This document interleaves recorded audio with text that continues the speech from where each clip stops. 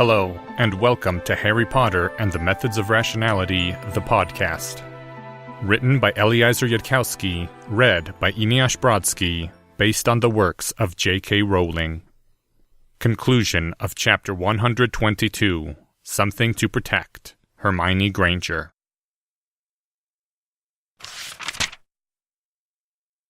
Harry's throat was choked.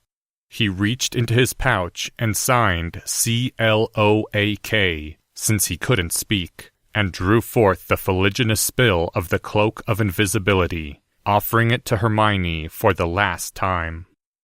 Harry had to force the words from his throat. "This is the true Cloak of Invisibility, the deathly hallow passed down from Ignatus Peverell to his heirs, the Potters. And now, to you." Harry! Hermione's hands flew up across her chest, as though to protect herself from the attacking gift. You don't have to do this. I do have to do this. I've left the part of the path that lets me be a hero. I can't risk myself adventuring, ever. And you can. Harry reached up the hand that wasn't holding the cloak and wiped at his eyes. This was made for you, I think, for the person you're going to become. A weapon to fight death in its form as the shadow of despair that falls on human minds and drains away their hope for the future. You will fight that, I expect, in more forms than just Dementors. I do not loan you my cloak, but give you unto Hermione Jean Granger. Protect her well forevermore. Slowly, Hermione reached out and took hold of the cloak, looking like she was trying not to cry herself. Thank you. I think, even though I'm done with the notion of heroing, I think that you always were, from the day I met you, my mysterious old wizard. And I think, even if you deny that way of thinking now, I think that you were always destined to become, from the very beginning of the story, the hero. Who must Hermione Granger become? What adult form must she take when she grows up to pass through time's narrow keyhole? I don't know the answer to that either, any more than I can imagine my own adult self. But her next few steps ahead seem clearer than mine. Harry let the cloak go and passed it from his hands to hers. It sings. It's singing to me. She reached up and wiped at her own eyes. I can't believe you did that, Harry. Harry's other hand came out of his pouch, now bearing a long golden chain, at the end of which dangled a closed golden shell. And this is your personal time machine. There was a pause, during which the planet Earth rotated a bit further in its orbit. What? A time-turner, they call it. Hogwarts has a stock they give out to some students. I got one at the start of the year to treat my sleep disorder.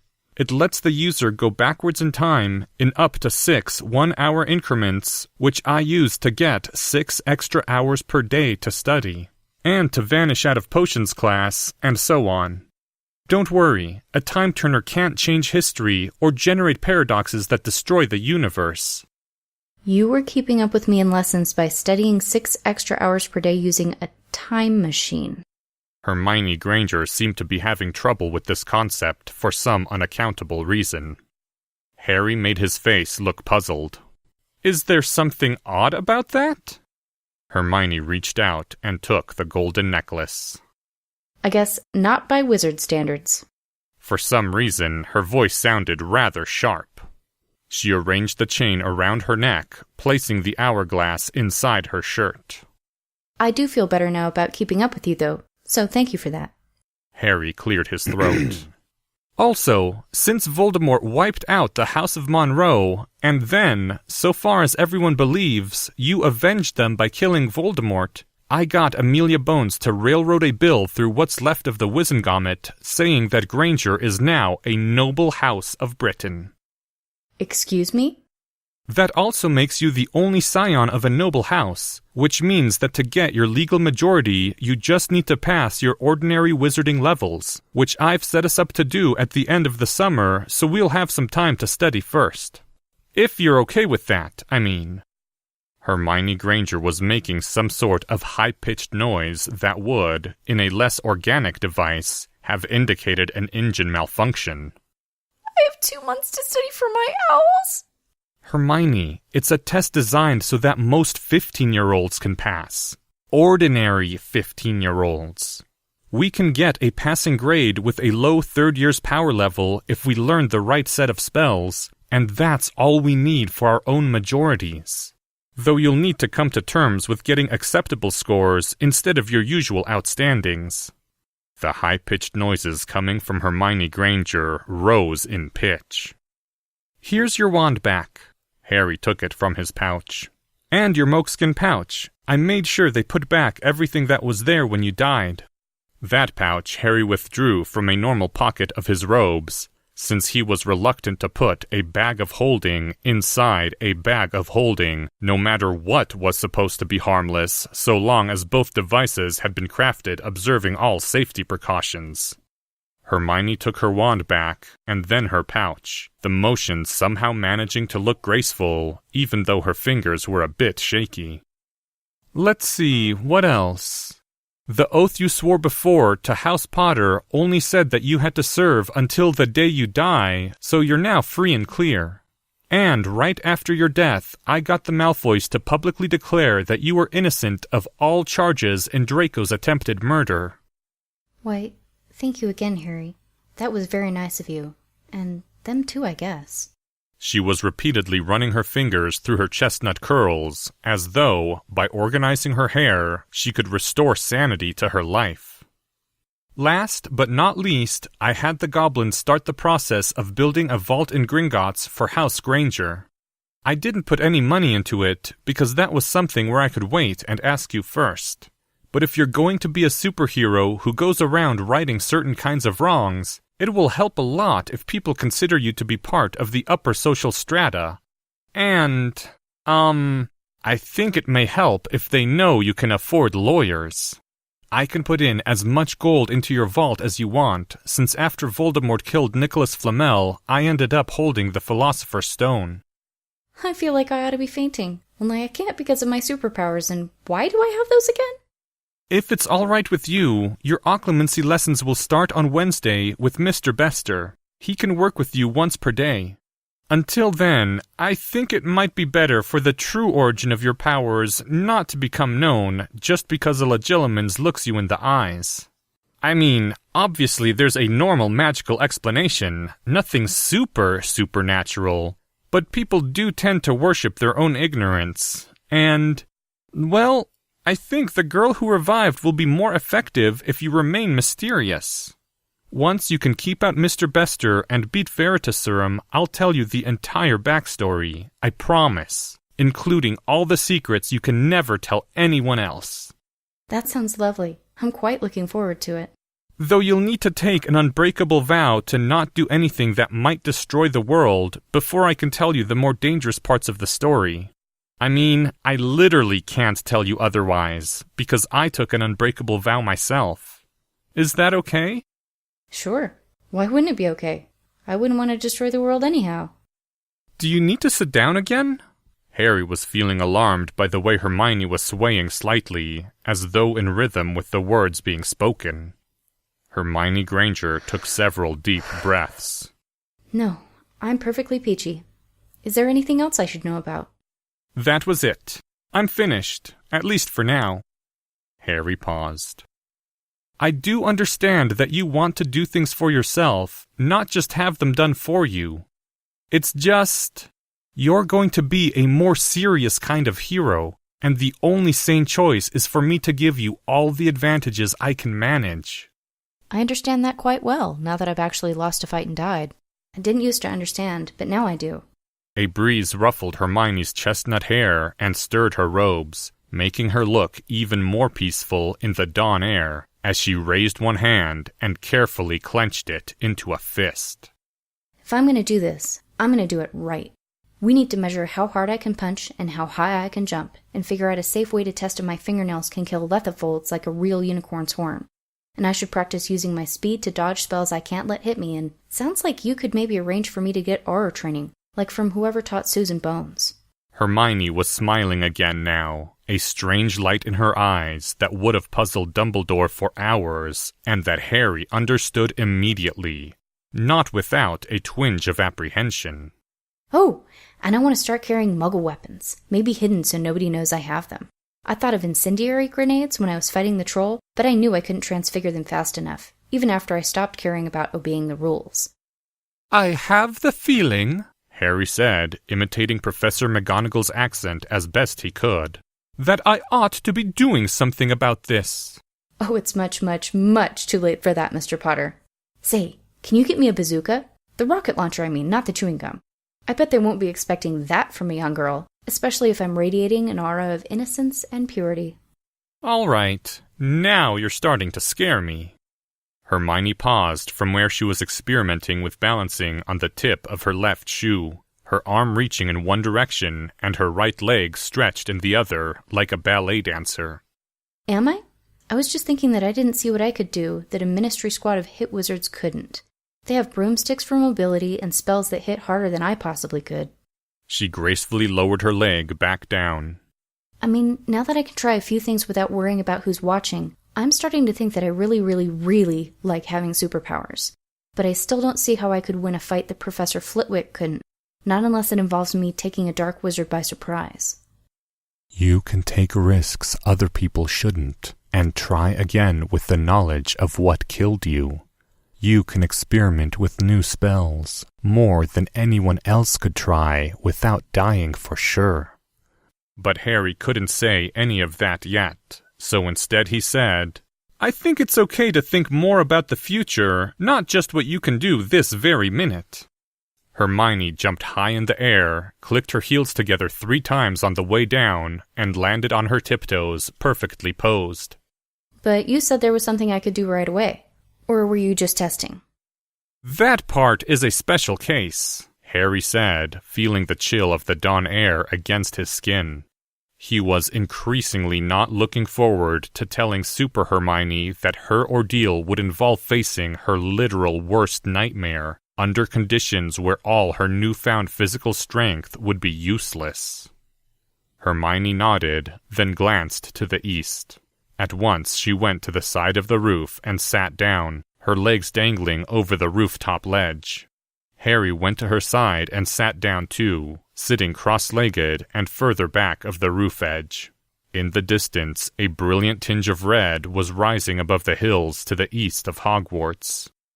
Watching the tip of the sunrise made Harry feel better, somehow.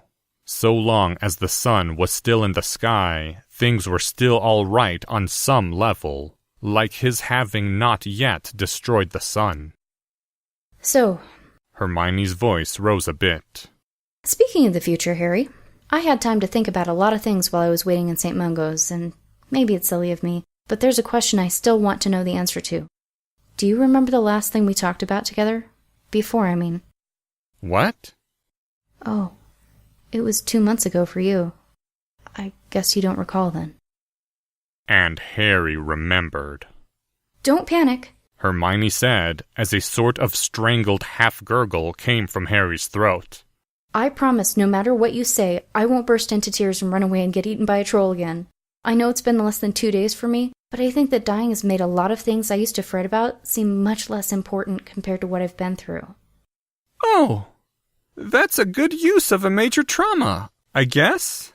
Only see, I was still wondering about it, Harry, because for me, it hasn't been very long at all since our last conversation, and we didn't finish talking, which was admittedly all my own fault for losing control of my emotions, then being eaten by a troll, which I'm definitely not going to do again. I've been thinking I ought to reassure you that's not going to happen every time you say the wrong thing to a girl. Hermione was fidgeting, leaning from one side to the other where she sat, slightly back and forth.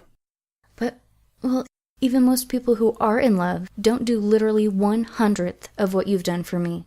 So, Mr. Harry James Potter Evans Verus, if it's not love, I want to know exactly what I am to you. You never said. That's a good question. Harry controlled the rising panic. Do you mind if I think about it?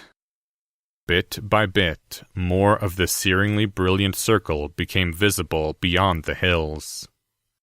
Hermione, Harry said when the sun was halfway above the horizon, did you ever invent any hypothesis to explain my mysterious dark side? Just the obvious one. Hermione kicked her leg slightly over the rooftop's edge. I thought that maybe when you know who died right next to you, he happened to give off the burst of magic that makes a ghost, and some of it imprinted on your brain instead of the floor. But that never felt right to me, like it was just a clever explanation that wasn't actually true, and it makes even less sense if you know who didn't really die that night. Good enough. Let's imagine that scenario for now. His inner rationalist was looking back and facepalming again at how he'd managed to not think about hypotheses like that one.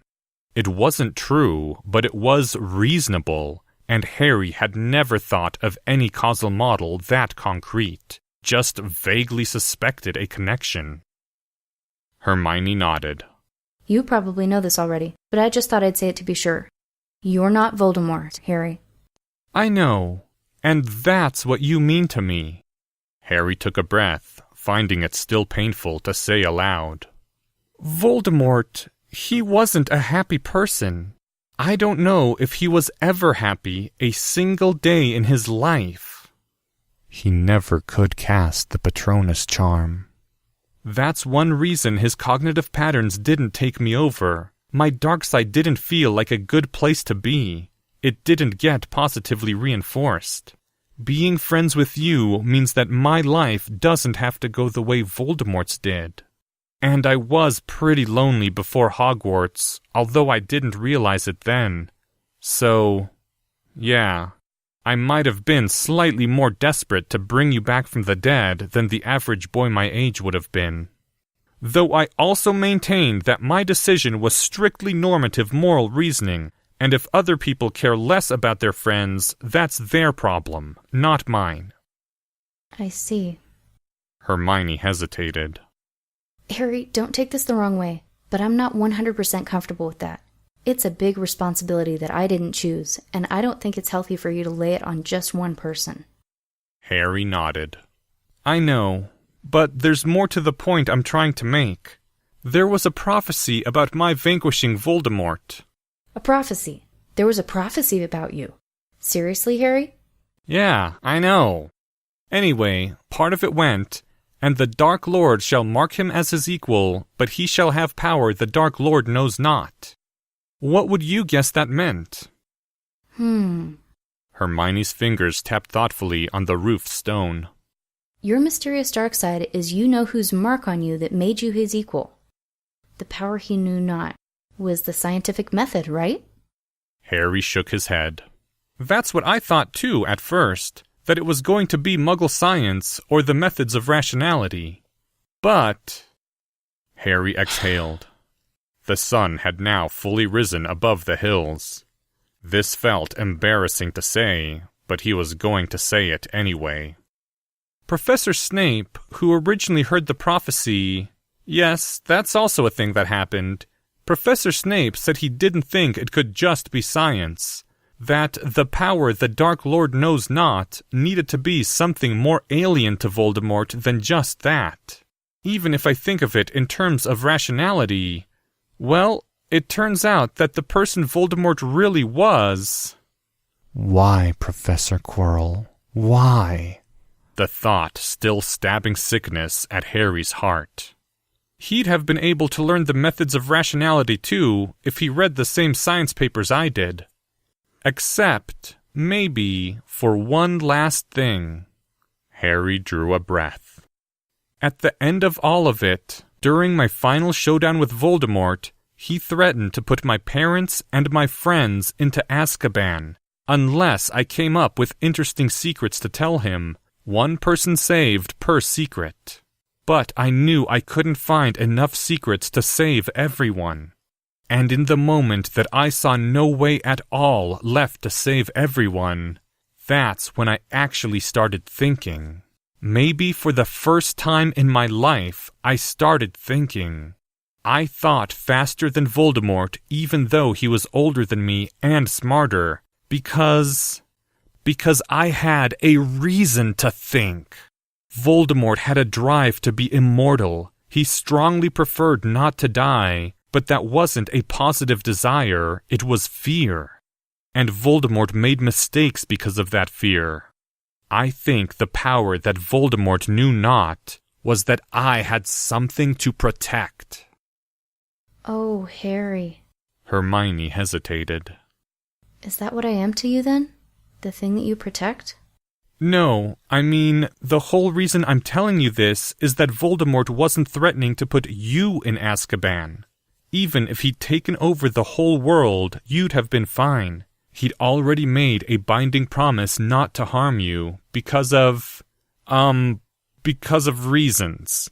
So in my moment of ultimate crisis, when I reached deep down and found the power Voldemort knew not, I did it to protect everyone except you.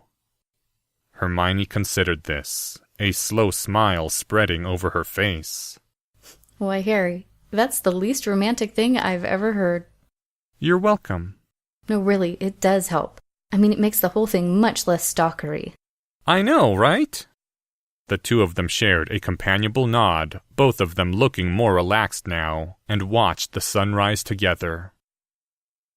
I've been thinking about the alternate Harry Potter, the person I might have been if Voldemort hadn't attacked my parents. If Tom Riddle hadn't tried to copy himself onto me. That other Harry Potter wouldn't have been as smart, I guess. He probably wouldn't have studied much Muggle science, even if his mother was a Muggle-born. But that other Harry Potter would have had the capacity for warmth that he'd inherited from James Potter and Lily Evans. He would have cared about other people and tried to save his friends. I know that part would have been true, because that's something Lord Voldemort never did, you see. Harry's eyes were watering. So that part must be the remnant. The sun was well above the horizon now, the golden light illuminating both of them, casting long shadows off the other side of the rooftop platform. I think you're fine just the way you are. I mean, that other Harry Potter might have been a nice boy, maybe, but it sounds like I would have had to do all his thinking for him. Going by heredity, Alter Harry would have been in Gryffindor like his parents, and the two of you wouldn't have become friends. Though James Potter and Lily Evans were the head boy and head girl of Hogwarts back in the day, so he wouldn't have been that bad. I can just imagine it. Harry James Potter, sorted into Gryffindor, aspiring Quidditch player. No. Just no. Remembered by history as the sidekick of Hermione Jean Granger, who'd send out Mr. Potter to get in trouble for her, and then solve the mystery from the library by reading books and using her incredible memory. You're really enjoying this alternate universe, aren't you? Maybe he'd be best mates with Ron Weasley, the smartest boy in Gryffindor, and they'd fight side by side in my army defense class, and afterwards help each other with their homework. Okay, enough. This is starting to creep me out. Sorry. Though Hermione was still smiling to herself, appearing wrapped in some private vision. Apology accepted. The sun rose a little further in the sky. After a while, Hermione spoke. Do you suppose we'll fall in love with each other later on? I don't know any better than you do, Hermione, but why does it have to be about that? Seriously, why does it always have to be about that? Maybe when we're older we'll fall in love, and maybe we won't. Maybe we'll stay in love, and maybe we won't. Harry turned his head slightly. The sun was hot on his cheek, and he wasn't wearing sunscreen. No matter how it goes, we shouldn't try to force our lives into a pattern. I think when people try to force patterns onto this sort of thing, that's when they end up unhappy. No forced patterns. Hermione's eyes had taken on a mischievous look. That sounds like a more complicated way of saying no rules, which I guess seems a lot more reasonable to me than it would have at the start of this year. If I'm going to be a sparkling unicorn princess and have my own time machine, I might as well give up on rules, I suppose. I'm not saying that rules are always bad, especially when they actually fit people, instead of them being blindly imitated like Quidditch. But weren't you the one who rejected the hero pattern in favor of just doing the things she could? I suppose so. Hermione turned her head again to gaze down at the grounds below Hogwarts, for the sun was too bright to look at now. Though, Harry thought, Hermione's retinas would always heal now. It was safe for her alone to look directly into the light. You said, Harry, that you thought I was always destined to be the hero. I've been considering, and I suspect you're completely wrong. If this had been meant to be, things would have been a lot easier all around. Just doing the things you can do, you have to make that happen. You have to choose it over and over again. That might not conflict with your being a destined hero, Harry said, thinking of compatibilist theories of free will and prophecies that he must not look upon in order to fulfill. But we can talk about that later. You have to choose it, Hermione repeated. She pushed herself up on her hands, then popped herself backwards and onto the roof, rising to her feet in a smooth motion. Just like I'm choosing to do this. No kissing! Harry scrambled to his feet and prepared to dodge, though the realization came to him that the girl who revived would be much, much faster. I won't try to kiss you again, Mr. Potter.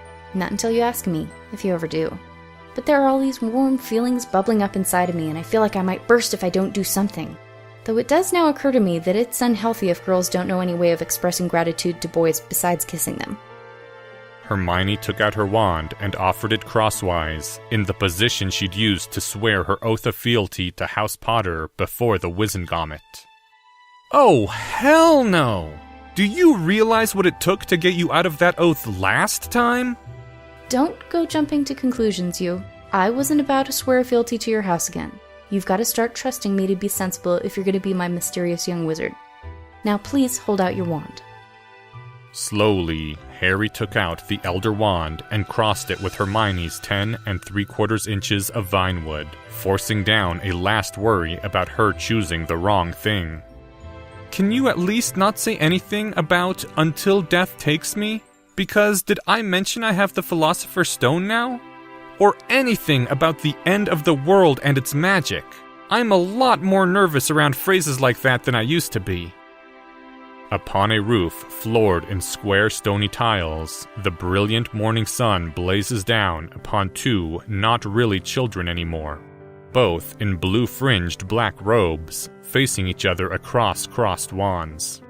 One has brown eyes beneath chaotic chestnut curls and radiates an aura of strength and beauty that is not magic only. The other has green eyes under glasses, with messy black hair above a recently inflamed scar. Below, a stone tower nobody remembers seeing from ground level stretches downwards into the broad base of the castle Hogwarts. Far beneath them are visible the green hills and the lake. In the distance, a huge red and black line of rail cars and an engine, appearing tiny from this height. A train neither muggle nor fully magical. The sky is nearly unclouded, but for faint tinges of orange-white where wisps of moisture reflect the sunlight. A light breeze carries the crisp chill of dawn and the dampness of morning, but the huge, blazing golden globe is now risen high above the horizon, and its incandescence casts warmth on everything it touches. Well, maybe after this you'll be less nervous, the hero says to her enigmatic wizard. She knows she doesn't know the whole story, but the fragment of truth that she does hold shines bright like sunlight within her, casting warmth on her insides, the way the sun warms her face. I do choose this now. Upon my life and magic, I swear friendship to Harry Potter, to help him and trust in him, to stand with him and stand by him, and sometimes go where he can't go, till the day that death takes me for real. If it ever does, I mean. And if the world or its magic ends, we'll deal with that together.